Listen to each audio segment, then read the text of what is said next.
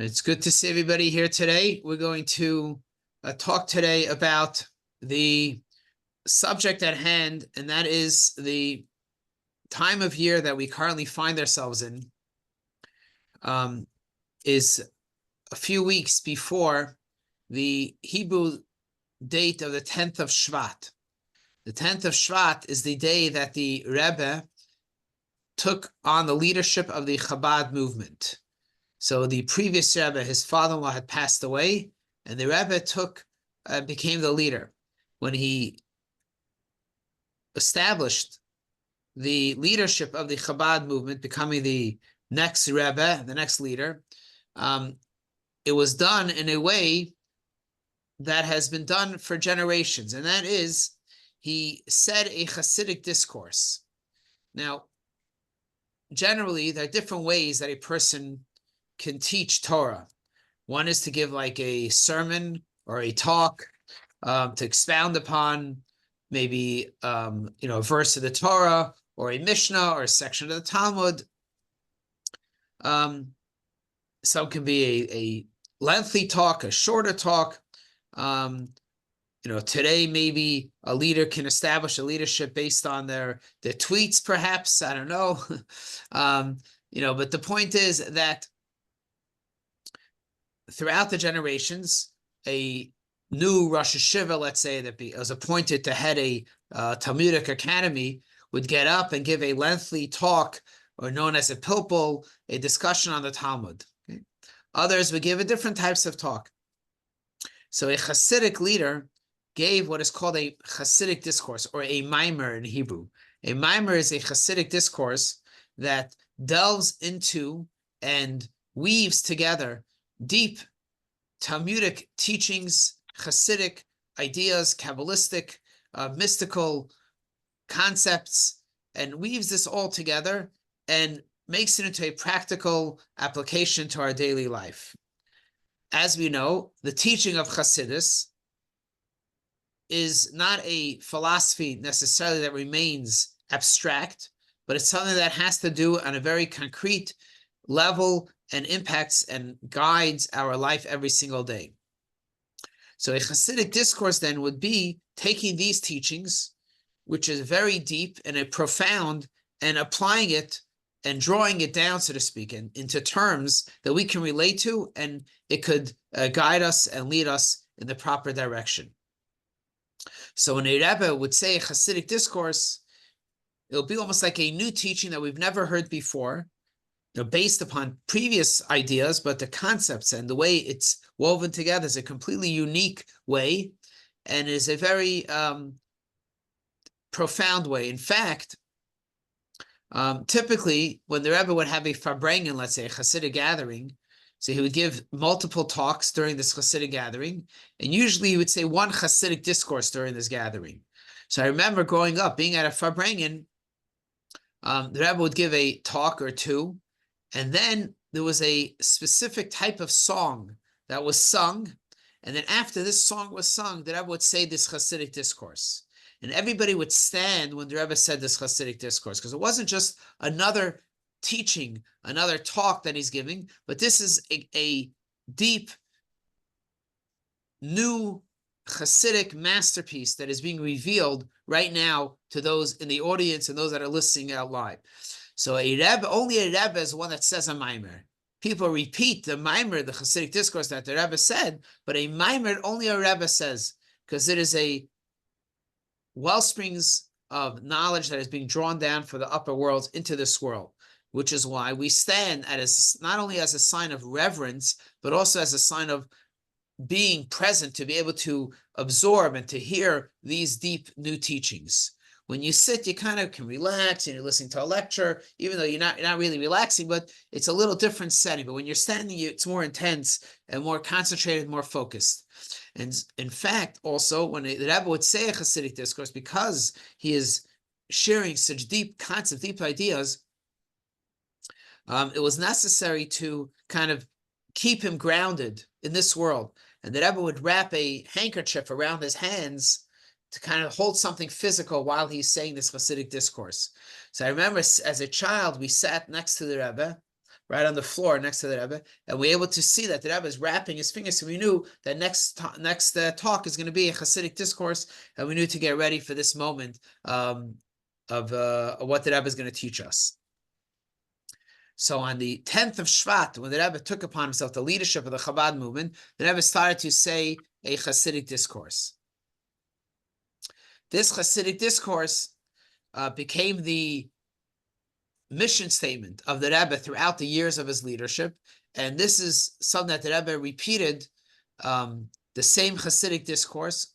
All right, I take it back. The Rebbe repeated the same heading to the Hasidic discourse, a totally different Hasidic discourse, but used the same title verse to expound upon that idea. And the title verse is called Basi Legani Come into my garden. And essentially, the Rebbe talks about how this world is a garden.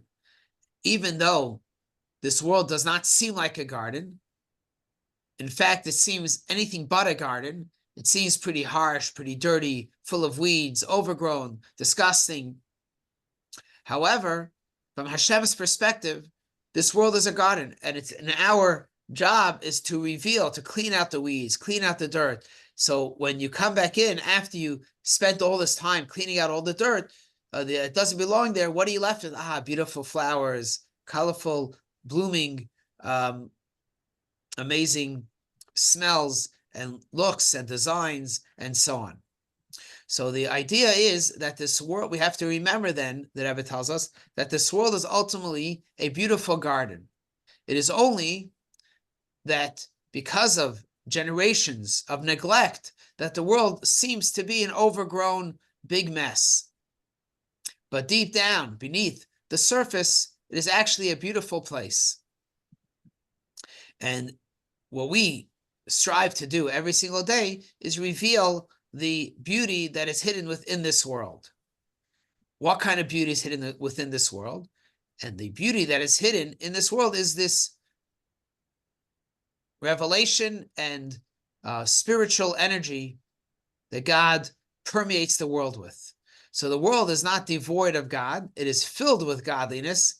It is only that we don't necessarily see the holiness that is manifesting itself in this world.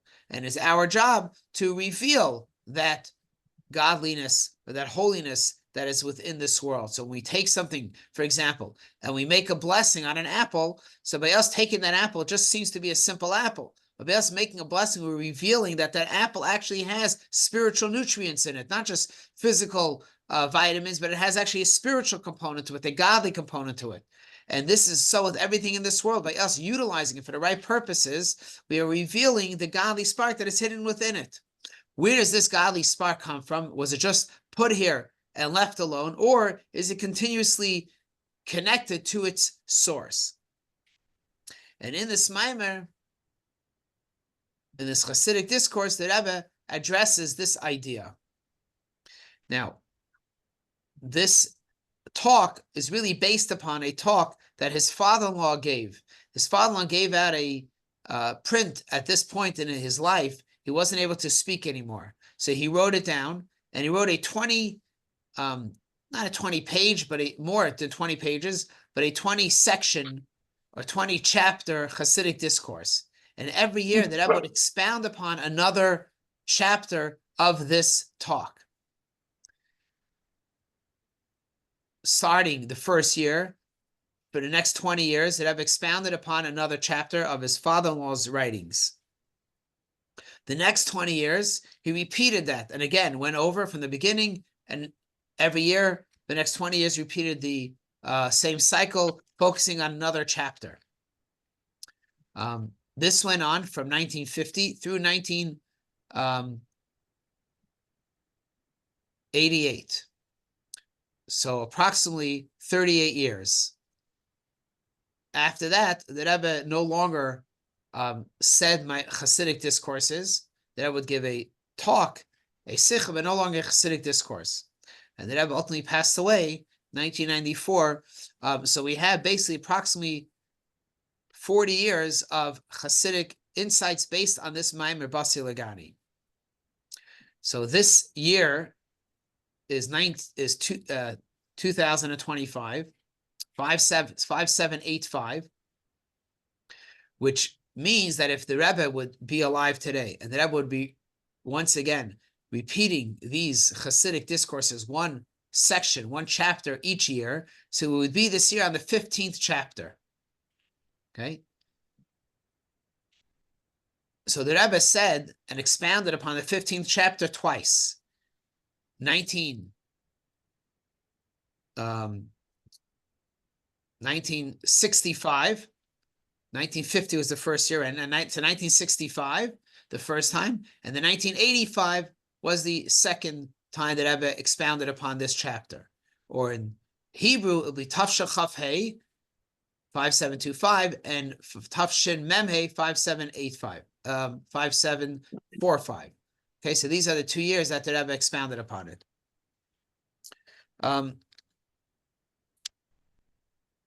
The 15th section of the Maimer, as being that it's already the 15th, so we're kind of deep into this idea. And so therefore, I'm going to give a basic overview of what has been spoken about until now. And this will bring us up to where we're holding now on the 15th chapter. How does that sound? Okay. So in the first 14 sections of this discourse, we know that when God first created the world, he put Adam and Eve in a beautiful Garden of Eden. This world is a garden, a beautiful place. But then after they had sinned, so the presence of God was nostalgic. It left this world, and this world now was left with less holiness than it was originally created, or at least less revealed holiness. And with each subsequent sin, for the next 7 generations, the light of God was diminished, and the light of God kind of went back into its source of light. So let's say you have a sun, and the sun gives off a ray of light, okay? And it reaches far, far, far, far, far. Well, what happened if the world doesn't cultivate or appreciate the light? So the sun says, I'm not going to shine so far. I'm going to shine not as far or not as intense, okay? And then with each generation, it went further and further back into the source of light. The sun is still the sun, but it's just not allowing its light to shine so far into the furthest places in the world. So the light of God's presence was nostalgic. Nostalgic means it contracted or went back into its source of light. Afterwards came Abraham and the next 7 generations until Moses, and they brought the light of God back down into this world. So now the light of God is in this world. Till Moshe, who was the 7th generation from Abraham, brought the light into this world. How did he do that? Through the giving of the Torah. God's wisdom is within the Torah. God's light is found within the Torah. So Moshe, bringing the Torah into this world, brought this light of God into the presence of us until today. Now one can ask, that's very nice, but I don't feel the holiness. Adam and Eve, when they were in the Garden of Eden, they felt the holiness of God. Now, the holiness of God perhaps may be here, because we know that the Torah was given, and it's certainly here with us because we can open the Torah and study the Torah, but we don't see the godliness. It's not revealed to us. And so that is our task. God says, I have a mission for you. My mission is for each and every one of us living here today to reveal the godliness that is in this world. There is godliness in the world. It is just hidden. And so our job is to partner with God in his creation and to reveal the goodness that is in this world.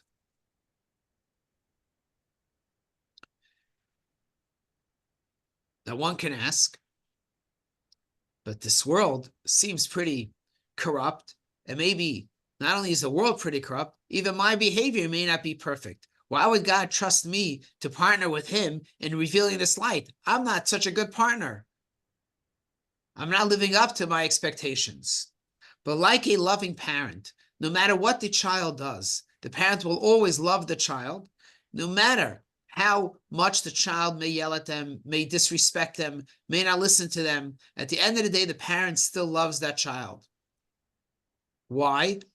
Not because the parent is stupid and the parent doesn't understand what the kid is saying. It's because the parent's love to this child is so deep that the parent sees past the external responses that the child is having to the challenges that they're facing today. And the parent understands that the child is living in a difficult world with many obstacles, many hardships, and it is only these stresses that are causing the child to respond this way. But the parent knows what the child is made up of, and the grit and the deep potential that this child possesses. And the parent therefore continuously has faith in the child, knowing that the child will eventually continue to learn, grow, and at some point will regret their ways perhaps and change their ways and live a better life and a more respectful life. And if this is so with the parent, how much more so it is so with God. God understands what's in the heart of hearts of each and every one of us, in the soul of souls, in the depths of our being. God doesn't like when we don't respect, we don't understand, we don't behave the way we should. Of course not. God wants us, and He gave us ways that we should behave. But we are human beings, and sometimes we fail at that. But God never gives up on us. God always trusts that there's going to be a time we're going to realize it. Therefore, God handpicks us to be His partner in perfecting this world and elevating this world to a higher level. And this that God does by handpicking us and trusting us, we turn to God. We say, God, you didn't make a mistake. You got the right guy, and I will live up to my expectations. It may be hard, it may be difficult. Some days I may do better, some days I may do worse. But at the end of the day, know that I'm here with you, and I will do exactly what you want of me to be able to accomplish. But we come to God and we say, God, although I'm on your team and I'm going to ensure that we fight the good fight and try to vanquish any evil from this world and reveal the godliness, the goodness that is in this world, but it's not an easy fight. It's very difficult. So therefore, the Rebbe explains that based upon a section in the Tikkunei Zohar, the Kabbalistic work, which says that the light of God is in a place that is way, way, way up, l'mayla aden ketz, all the way up without any end, and l'mata mata aden tachas, and goes all the way down. In other words, the light of God spans the gamut from the highest place to the lowest place. There's godliness everywhere. And comes a time when we need to not only rely upon our given talent, but we need to sometimes reveal the latent qualities and gifts that we have inside of us and use every bit of energy.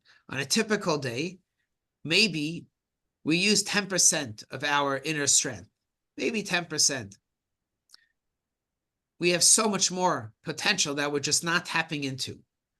When do we tap into it? When we're challenged, right? When someone comes to you with a question, then you got to dig a little bit deeper than just what you usually, the tools you usually use. You got to open up your tool chest and find another tool that is necessary to be able to answer this particular question that is being thrown at you. And if someone challenges you even more, we have to find even more tools. We have those tools hidden in our chest. We just don't always use it. But when we're being challenged, we got to find it. And so it comes a time in our life when we have to, what the Rebbe calls in this Hasidic discourse, bizbuz ha'otzros. We have to open up the treasures that are hidden and that are kept stored away for these special moments, the difficult, challenging moments. During those moments, we're faced with the greatest challenge. We have to open up all the hidden chests and use that for the sake of revealing godliness. Now, what are we trying to accomplish?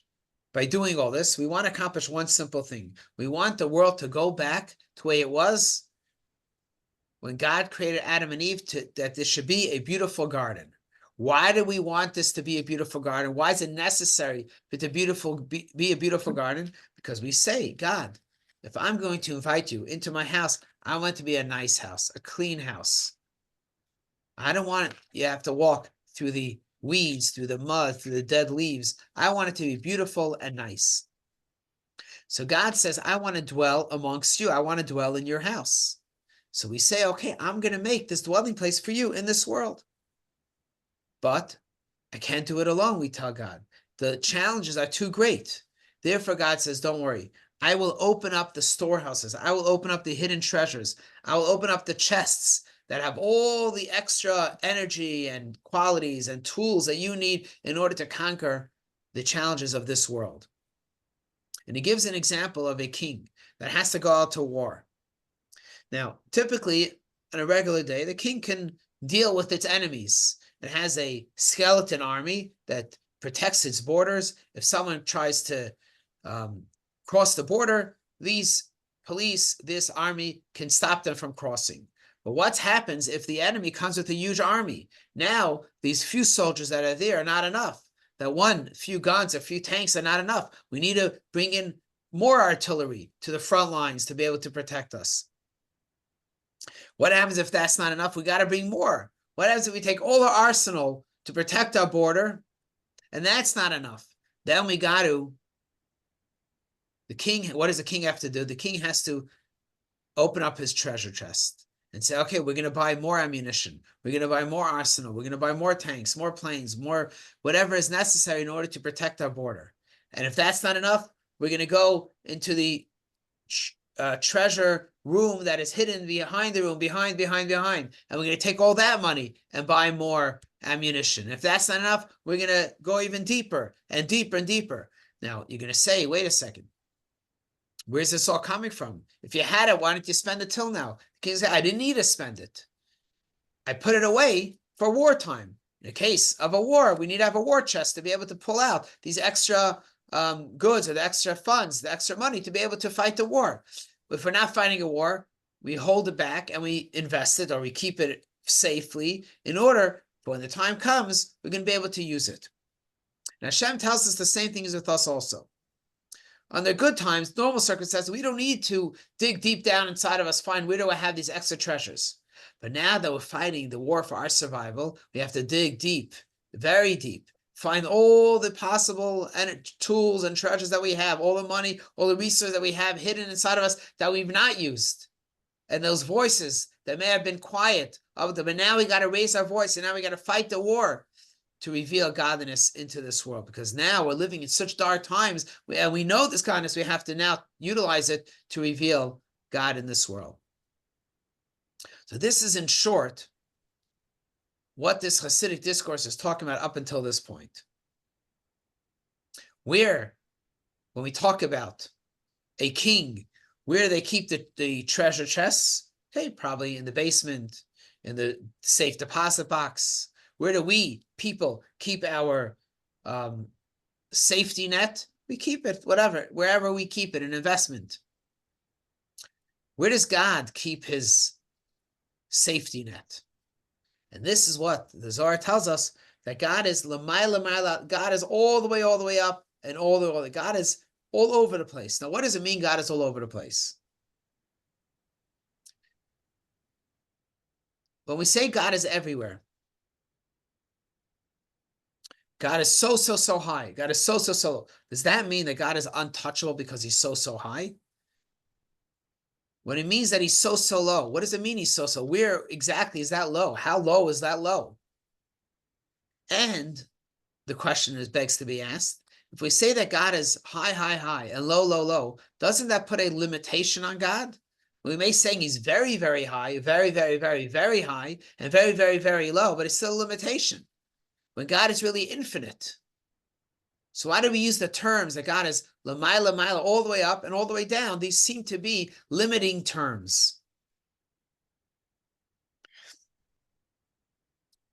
And so when we talk about the fact that God is high, without any end, it does not limit God. It only reveals how much God really is limitless.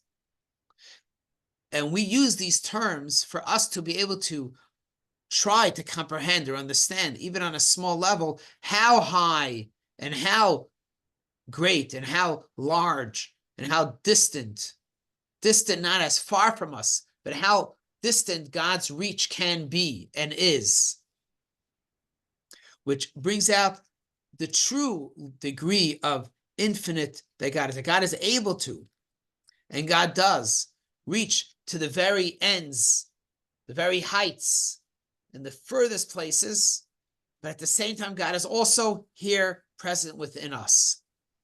You see how that works? So God is far and near at the same time. So it doesn't limit God, it actually expands God's reach by us saying that he's not just here, but he's also out there and also down there. God is everywhere, brings out the true infinite level of God, which is why God wants to dwell in this world. God can easily dwell in the upper worlds. God doesn't need this world. He doesn't need a world of corruption, a world of challenges, a world of difficulty, a world where people don't respect one another, feel distant from one another. God could easily live in a world where everyone is getting along. But God says, no, no, no. It is no big deal for me to hang out with like-minded people. Where is the greatness? And I'm able to dwell even in a world like this, and even over here, reveal godliness. That, even here, that is the greatness of God. And in the 3 chapters before the 15th, so the 12, 13, and 14, talks about how God is high, high up. Today, now, in this chapter 15, God talks, the Rebbe addresses this idea of how God is found even in the lowest realms of this entire world. And this is where God wants to dwell most. So if one says, is there a God in the world? Or how do I see the God in the world? The answer is we see it right here in front of us. Then you're going to say, I don't see it.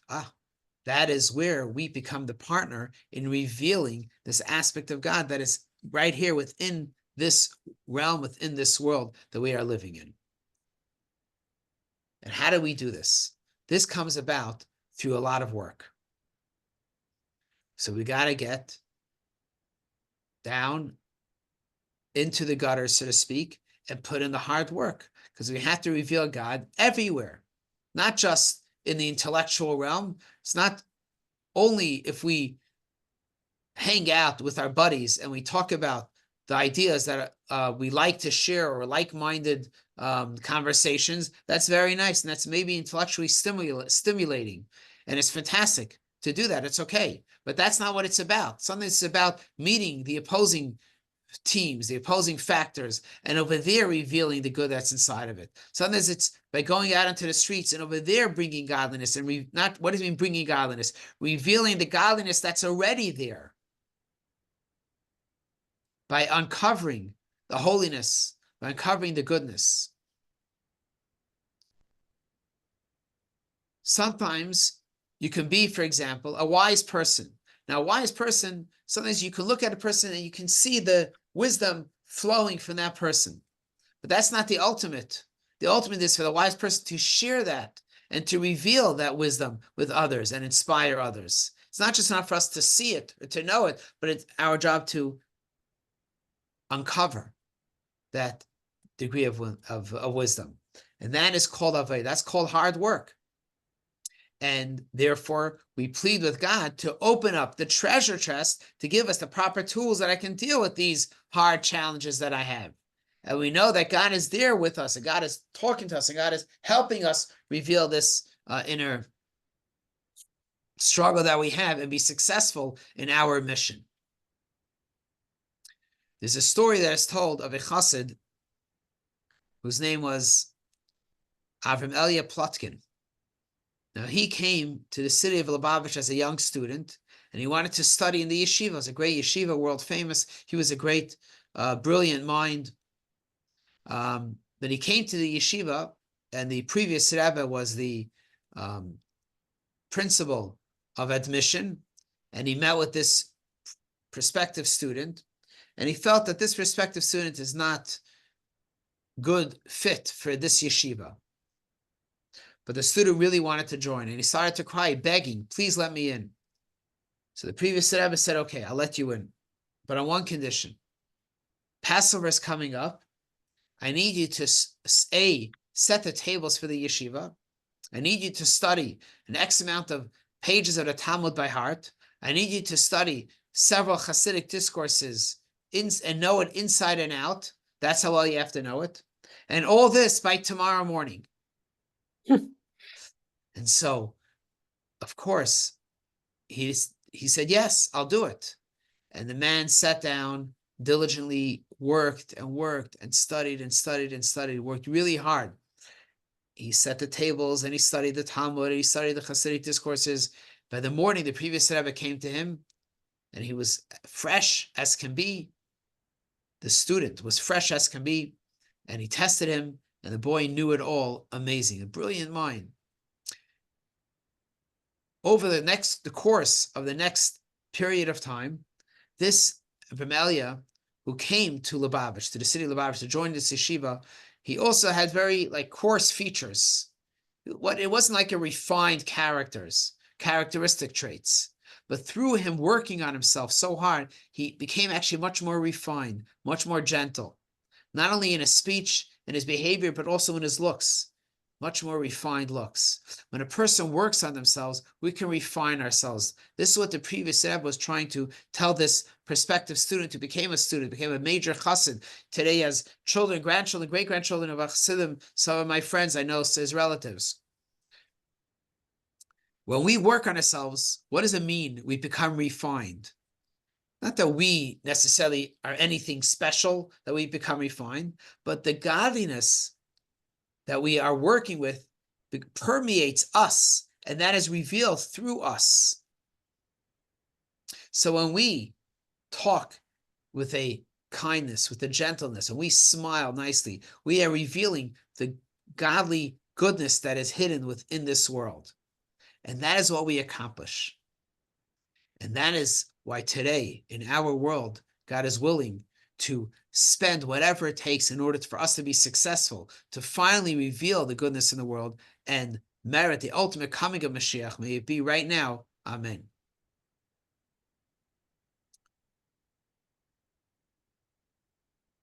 So now, I promise that we're going to learn a little bit inside. So I'm going to share the screen here, and we'll do a little learning inside just for a little bit.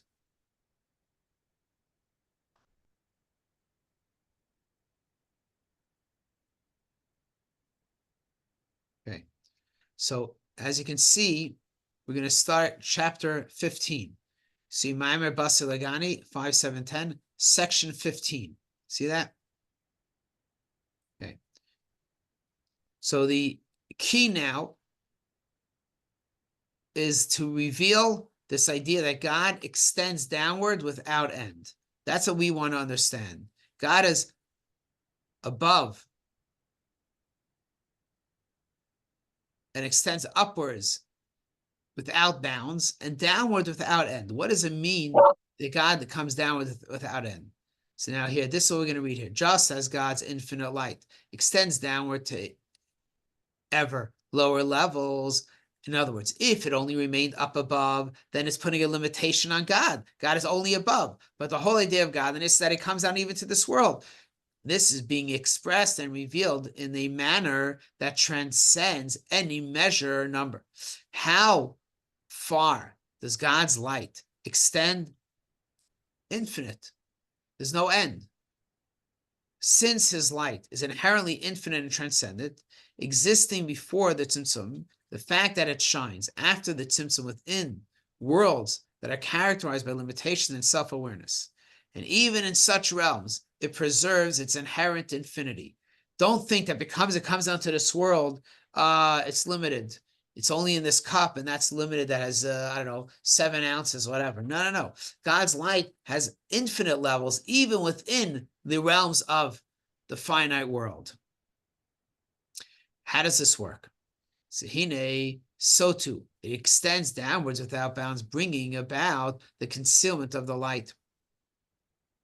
What does it mean that God's light is concealed? God's light is concealed not because it's limited, but because it is so great and we can handle the great light. Therefore, the only way we can survive is if this light is concealed. Let's read this inside. This statement that the extension of the light ever upward leads to concealment resolves a question the reader may have regarding the meaning of the statement in the Tikkunei Zohar that God's infinite light extends upwards. Seemingly, since the light is by nature transcendent, existing before the Tzimtzumim, God's light was always there. Before there was any worlds, any universe, God was still there, right? Who made the world? God made the world. Who made God? God just is. God always is, and God always will be. God is there. So it obviously exists above. What is the novelty in saying that it extends upward? To rephrase the question in other words, that the light that exists before, above, the Tzimtzum shines into the realms of existence afterwards.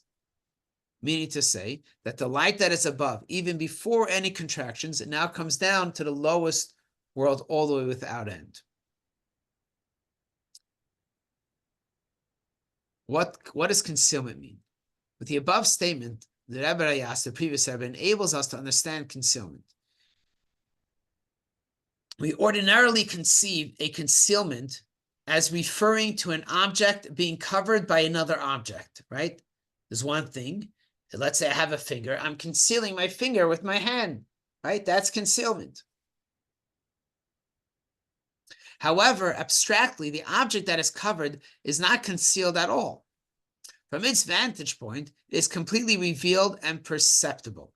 The concealment is merely from the perspective of the viewer, something else blocking its perception of an object. So if I were to block my finger like this, right? So from the camera's perspective, it's the finger's being concealed. But is the finger really concealed? No, I see the entire finger, everything that it's worth. It is only from the viewer's perspective that it seems like something is being blocked. Wow.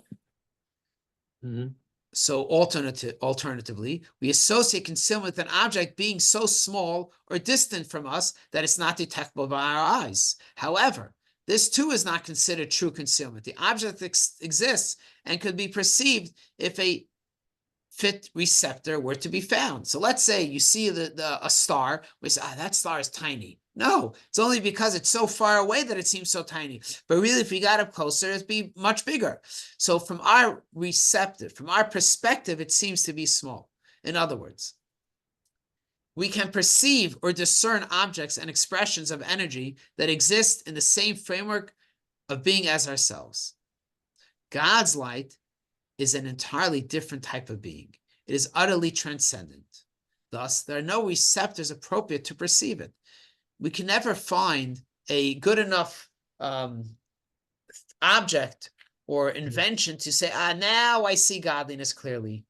We may get it a little bit, which is amazing. When we do a mitzvah, we certainly feel a little bit of God, but it's still concealed. And this is what we work for. We work towards revealing this aspect. And that's what he's talking about here. To take the world that we live in and reveal godliness in such a way that it is revealed in the garden as it was when God first created the world. And that's going to happen when Mashiach comes. We will stop and we'll continue this discussion next week and the week after. Thank you very much. Any questions?